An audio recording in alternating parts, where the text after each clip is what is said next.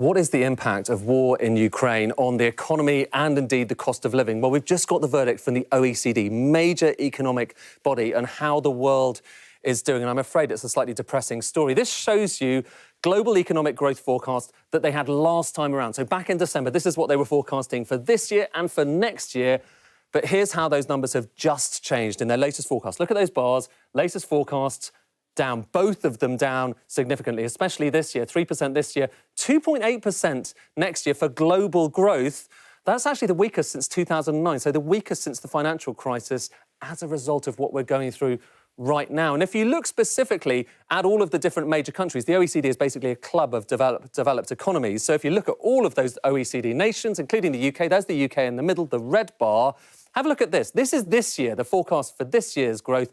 UK's middle of the pack. Look at next year. We're going to just go through to next year. Look at the red bar. Down, down, down, down.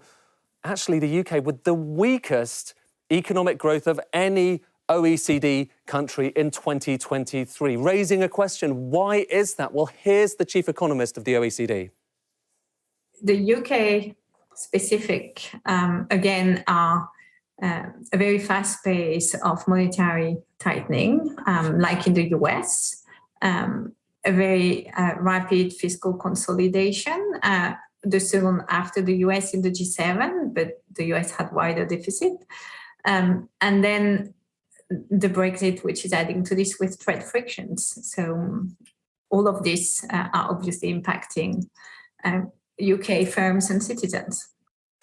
So Brexit, but also extra fiscal consolidation. What does that mean? It means basically the UK is starting to do a kind of austerity, cutting back. And the OECD says it needs to potentially do a little bit less of that.